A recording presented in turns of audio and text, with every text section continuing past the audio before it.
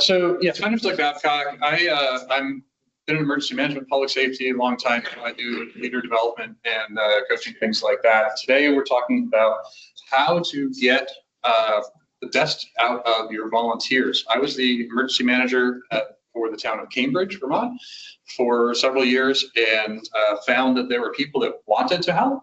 And if I wasn't effective in connecting their desire to help and the things I needed done, then I ended up doing a whole lot of the work myself. And then people were like, well, I tried. And that's fair. It was fair. So some of these lessons are things that I learned the hard way. Some of them are things I've done right. I'm not going to tell you which is which, so it sounds good no matter which way it goes. So this is just, we're gonna go through these things. We're gonna talk about motivation, engagement, structuring, all these things.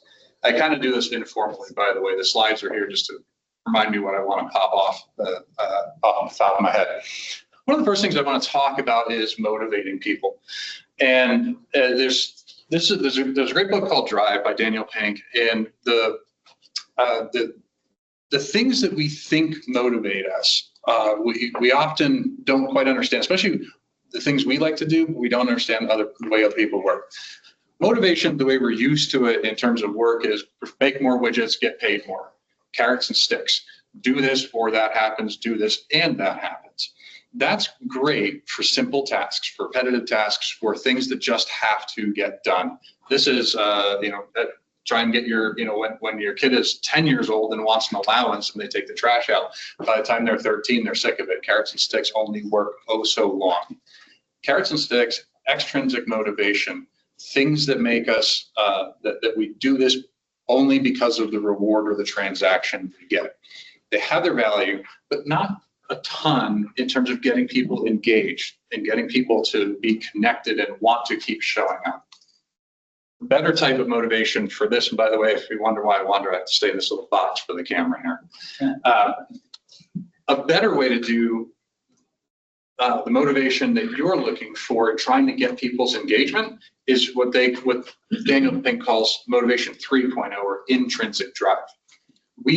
When we connect three elements together and we really get motivated: autonomy, mastery, and purpose.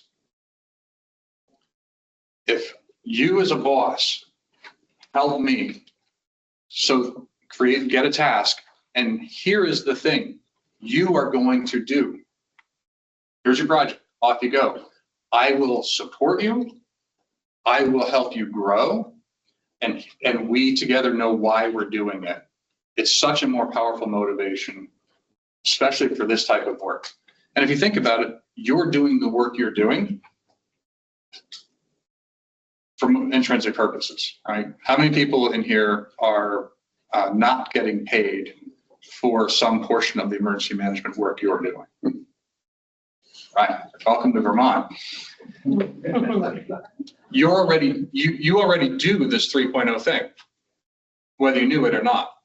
You have a purpose. You are being given autonomy. The town says, hey, go do this. You went to the town and said, hey, I want to do this. Hey, I want to do more. Hey, I want to bring more people into this. Autonomy, mastery. You are here because you're looking to learn. You're looking to grow. This is engagement. This is feeding your brain. Some of you took today off from work to be here. And purpose. You know why you're doing it. Right?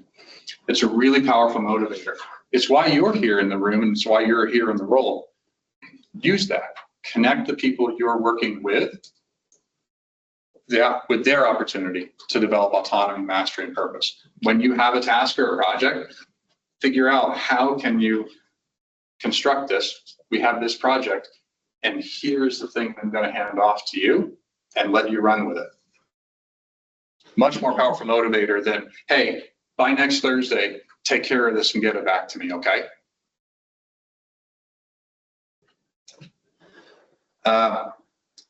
Aligning personal values and goals. So one of the biggest things I do now is talk about values-based leadership.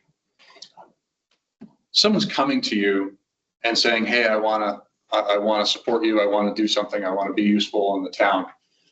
they probably have some level of consistent values, the reason they're there and you're there with them. But make sure that's explicit, make sure that's known.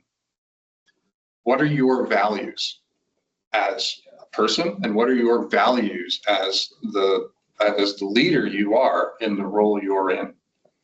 And if you haven't sat down and kind of thought about that, I invite you to do that. That's a really interesting exercise. And I can even share a good model later if you want to see me on the side.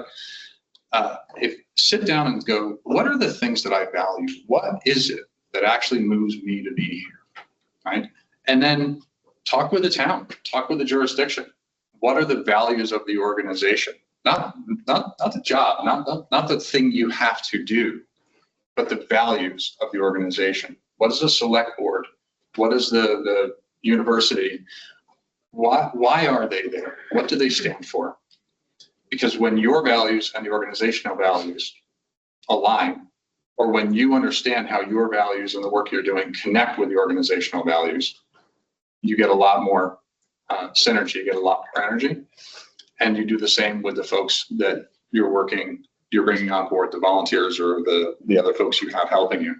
I know, like I'm going to pick on Barry and John here, and they have interns over at UVM and talk about herding kittens. You're dealing with undergraduates, right? That cycle in and out pretty regularly. Part of what they do is, hey, yes, you're interested in this. And part of what they do is, hey, this is why this matters. This is what you're doing for the university. And I hope that they don't have to dig into that a ton because people are showing up saying, hey, I care and I want. But I know that part of what they do is say, this is why this matters. And hey, by the way, even just starting out here, whole room full of safety people, and there was a little bit of a safety presentation. Here's the doors, here's where we meet. Why? Because we value safety. Vermont Emergency Management values safety. These things align. When you're explicit, when you say, this is why this matters to me, and ask, what is it about this that matters to you? How do I support the work you want to do, what you want to achieve personally? And then you align those. You go back to and the reason I started with motivation, you go back to autonomy, mastery, and purpose. Values add a lot to purpose.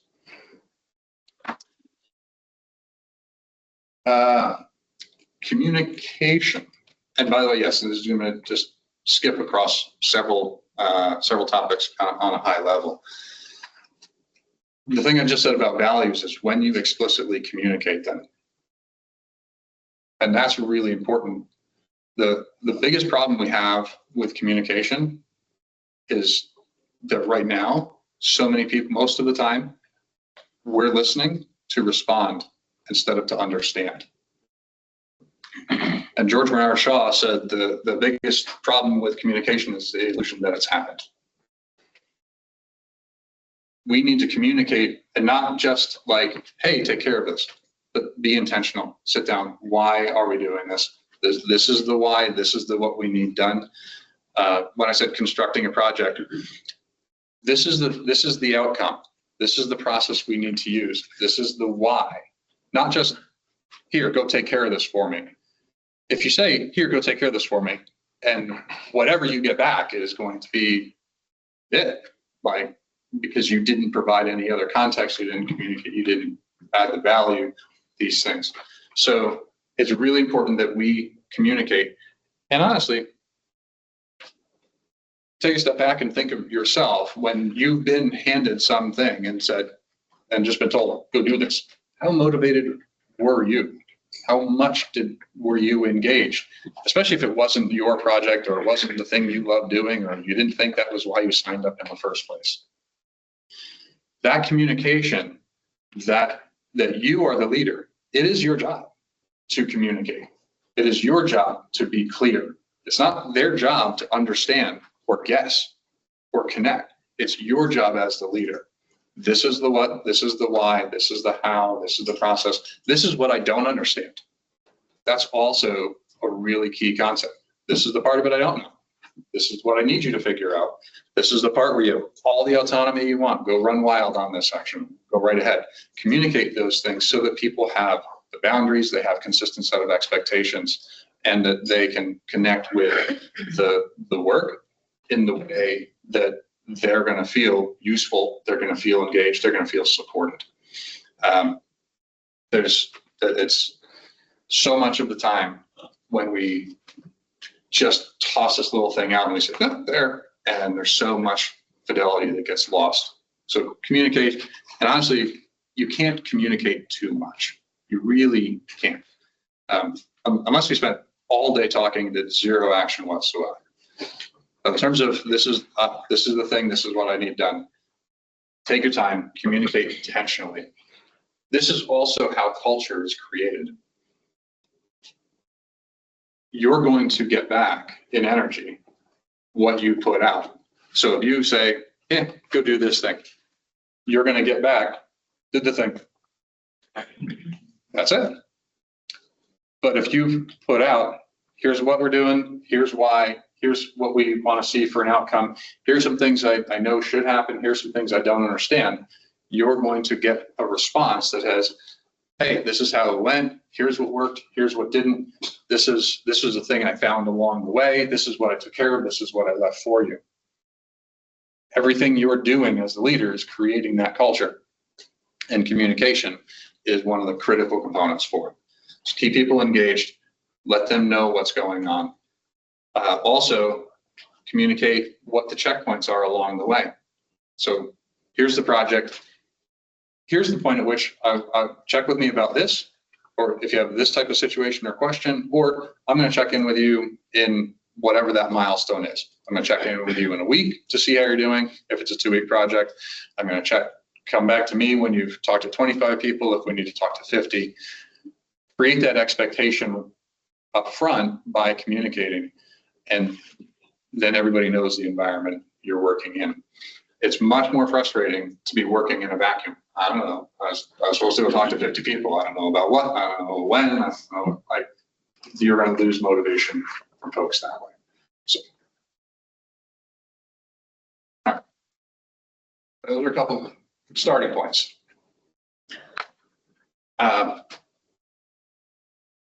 When somebody shows up, let me ask this: who's had? Sorry, that little piece of it driving me nuts. Who's had somebody show up and say, "I want to help," and let me everybody. So, who's had somebody that stayed because the help helped, it worked, and who's had an experience where the help did not stay and it didn't work? Yeah, probably almost everybody's had one of each at least. Part of that can be because they show up not understanding what they're really signing up for, and part of it may be because they showed up and you didn't know why they were there. So the opportunity here is to make sure that we frame why they're there. When somebody shows up to the door and says, "I want to help," great. There's a clipboard. Get at it. Versus, "I want to help." Awesome. I want to understand why. I want to learn more about what brings you in. What would you like to achieve? What does this, how does this matter for you? Right? And that may be, I've lived in this town 20 years. That might be, I just moved into town, but I used to do this. That might be, my relative experienced this thing, and and now I want to be part of it, or I want to pay it forward. Understanding their context, understanding that person's why. And here's the thing, goes back to especially when you're dealing with volunteers, this isn't somebody that's there for the paycheck. They're there for an intrinsic reason. Connect with that. Ask that question. What brings you in? Really, what was your experience with that? How did that make you feel? Or, what is that, how can this thing, address that, or how do we meet your need or your desire? Framing the work you need done in a context that matters to them. And this doesn't have to be for every single task, but if you understand the people you have working for you and volunteering with you, then you might even know, hey, this is right up so-and-so's alley. This particular job or this particular task, they're an extrovert, which I'm not. So, go ahead. You do this task, you do this thing because it's right up your alley or your area of expertise. When I was deployed down to Hurricanes Helene and Milton, I went down to Florida last year after that, and I ended up in the shelter and helped manage the shelter and get it cleaned out, get everybody placed out of housing. And now I have a whole bunch of shelter experience. But if you ask me what I want to do and say, hey, you got a whole bunch of shelter experience, you're the shelter manager, I'll say, well, I don't want to do that because I actually didn't like working in the shelter. Not going to do me any favors. So ask why I'm here, ask what I want to do, and then that helps you connect with things. Yes? Doug, have you developed, is there an instrument there to help pick those volunteers so you could put them in the right category? Right? Have you seen that algorithm where you could put something in, here's, I'm a spontaneous volunteer, here's my credentials, here are my skill sets, here's my physical ability, and then is that it? I'm sure it's out there, right? So, and let's talk about two different, blue skies and gray skies. So gray skies, spontaneous volunteers, it's very, very much organizational. Whether it's an Excel spreadsheet, a piece of paper, what do you do? You have this and this and this, go here, right? Because the river's up, people are housed, whatever it is that's going on in the moment. That tends to be a little more transactional. And you showed up, you're here because this is going on. I need to know this, I need to know this, I need to know this. Good, now you're doing this, you're doing this. Blue skies, I showed up at town meeting and I want to, so that we're ready for the next thing next year, whatever that is. That tends to be a little more feel. Now, there used to be a program, I don't remember what it was called. There used to be some software out there. It was actually a really nicely done thing, and it was free. It was started by two young ladies whose town, Massachusetts, had an EF1 tornado rip through town. They kind of became the de facto emergency managers in that space for a little bit of time. They started a whole thing, had TED Talk, it was great. And they had a piece of software that someone could say, you'd walk up and say, I have a need or I have an offer. And the software had click offer, and then there's a resource page. So-and-so's offering this. Or you click need, and this is the need I have.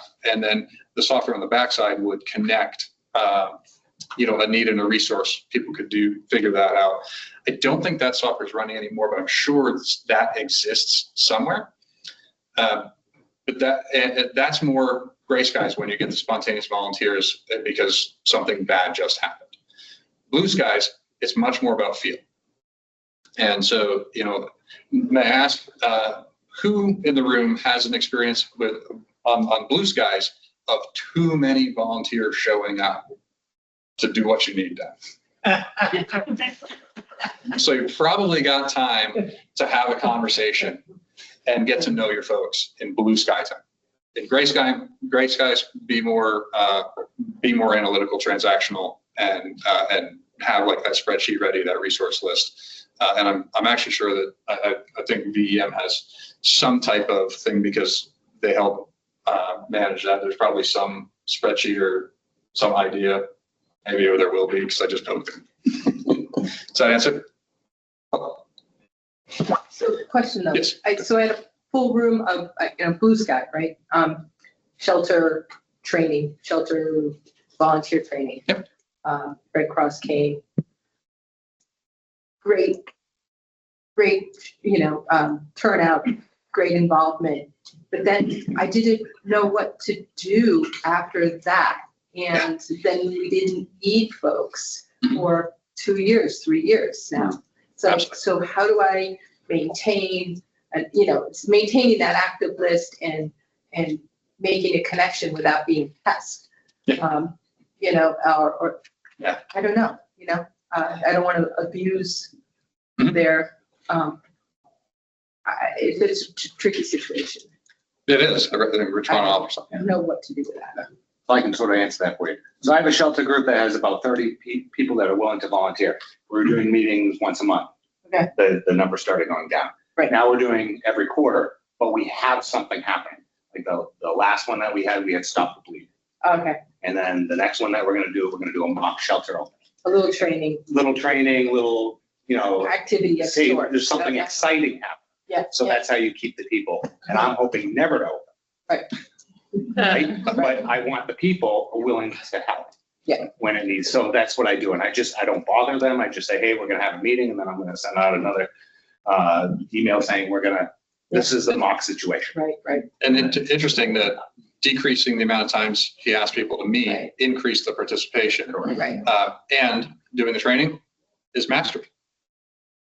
Autonomy, mastery, purpose. Having something that they're going to gain, learn.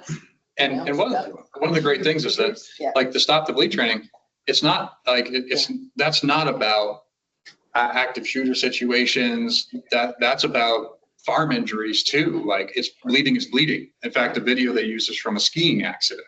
One of the great examples in that Stop the Bleed program is a skiing accident. Like that's something that I can take away and use anywhere in my life. And every time you're providing value, even if it's twice a year, but I know you're going to provide value to me twice a year, I'm going to stay connected to you. Right? Mm-hmm. That's part of trust. That I'm not going to waste your time, that I am going to follow through on what I say and what I ask. And at some point, we're all going to get frustrated. We all do that. But you can't quite see it because of the thing there. But trust is the foundation of all forms of influence other than coercion. There's only force or trust in building a relationship.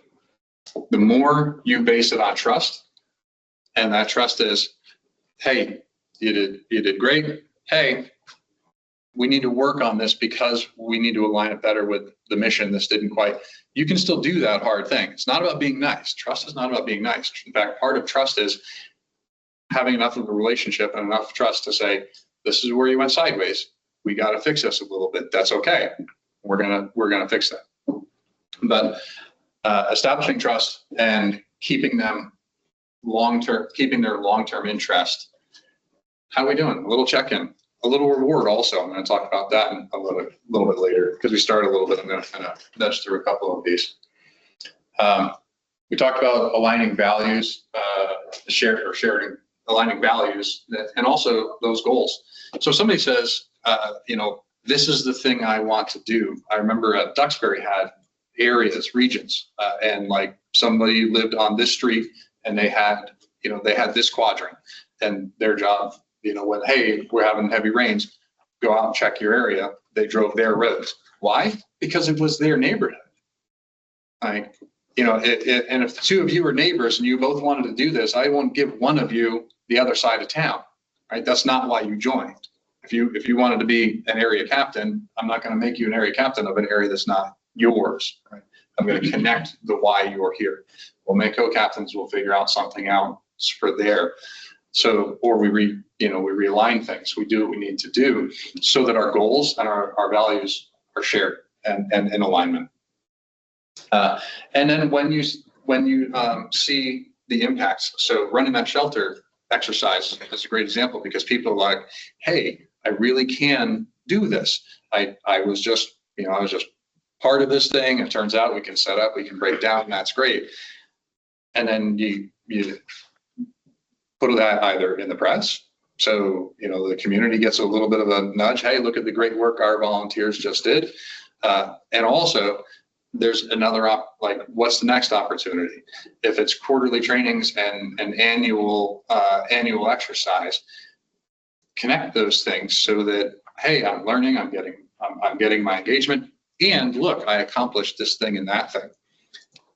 Depending on what you have going on for your organization or for your jurisdiction. Also, how else can we help the community? Hey, last year we did, 6 months ago, we did the shelter exercise. That was great. This this spring, what I'd really love to do is have everybody out on Earth Day cleaning the roads. And if you think about it, keeping stuff from going into the rivers and polluting if a storm comes, right? That's kind of right up our alley. So, hey, folks, can we come out and, and anyone that's available, let's do this other activity that also helps the town. People that are engaged, that do value that, they'll show up. Hey, look, another opportunity for me to help, another opportunity for me to connect with my values.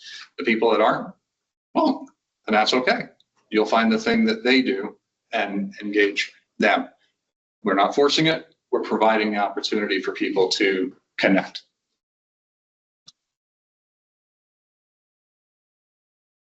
Let's see. So purposeful guidance, and this also kind of goes back to that communication thing. Why are we doing this? And Rich, I appreciate you saying that before with the had a meeting every month, right?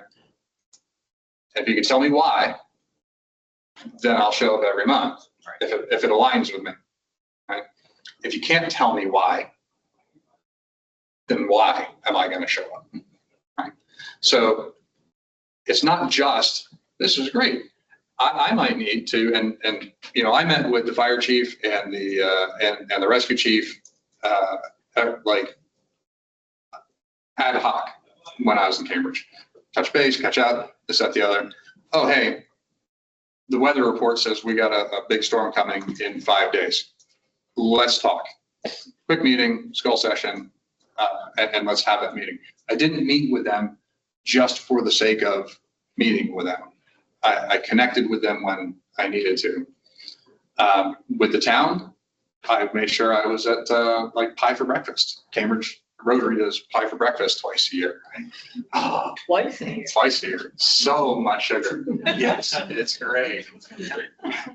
And I was there because that's where the community was, right? Had a table, and here's the thing, like this year.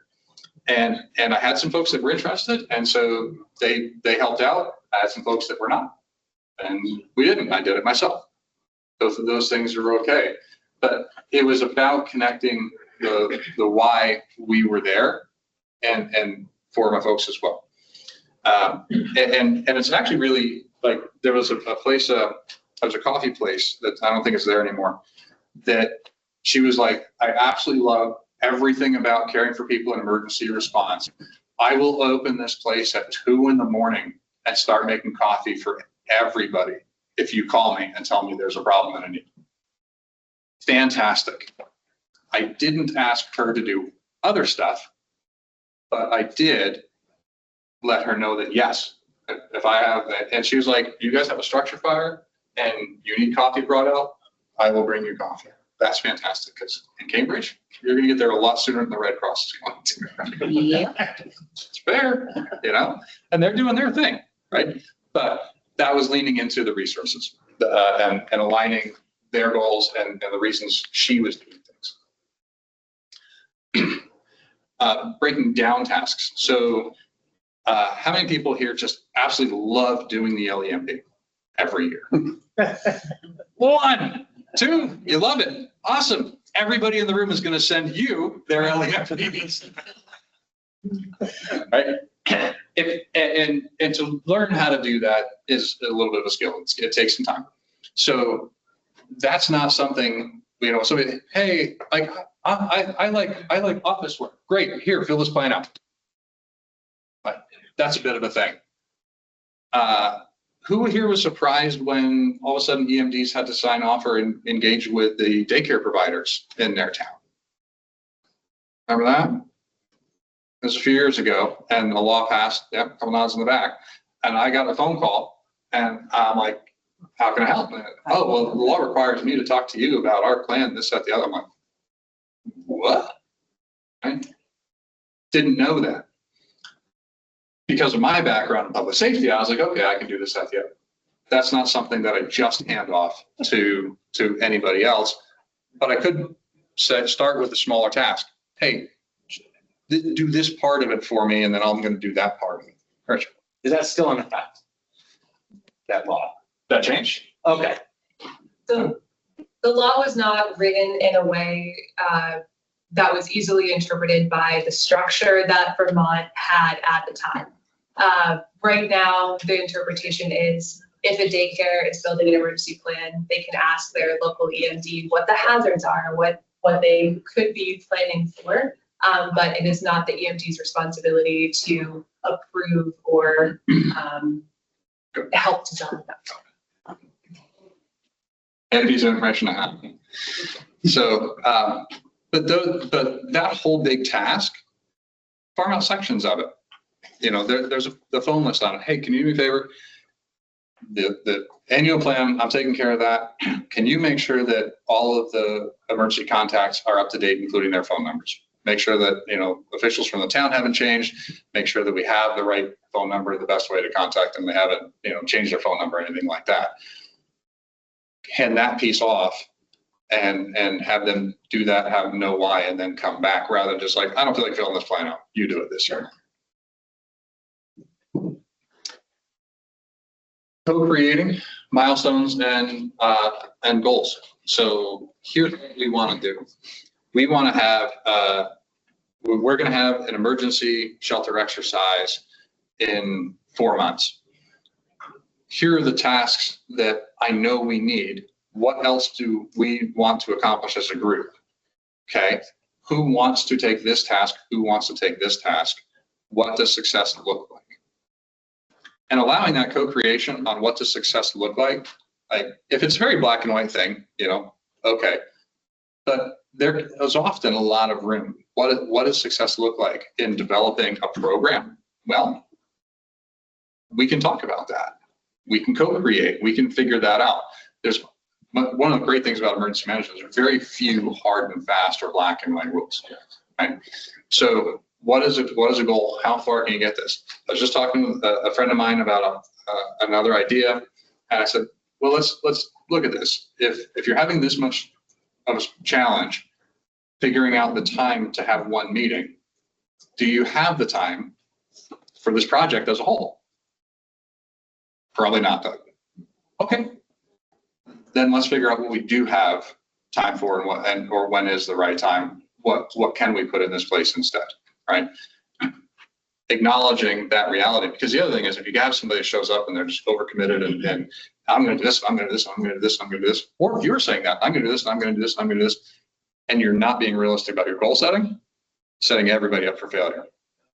And that starts to get frustrating then. If I'm the volunteer, I did my part, and then so-and-so didn't do theirs. Why did I do my part? And that connects with a layer of integrity, and not the definition you probably thought of. Definition 1, telling the truth. Definition 2, whole, uninterrupted, intact. Think about a bridge between any 2 points. You drove over 24 of them, coming here. It doesn't matter where the breach in integrity is. Once the integrity of that bridge is breached, the whole thing is unstable.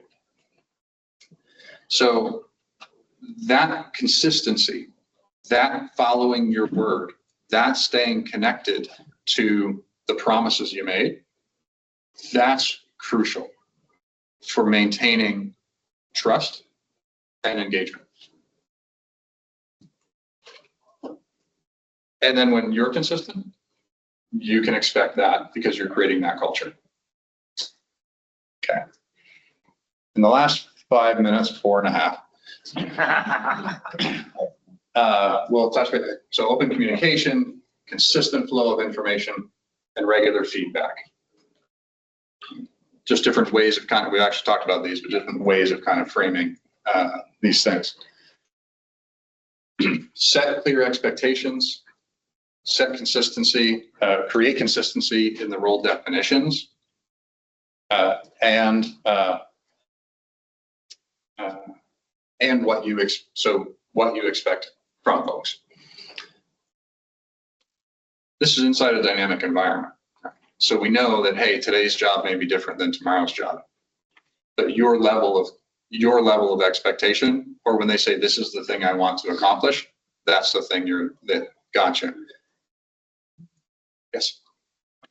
So we're trying to organize neighborhoods coordinators. Yeah. And there's some disagreement within the coordinating committee about the value or hindrance that's created by written agreements. Mhm. So it creates really good clarity about what the shared values are, about what the mission is.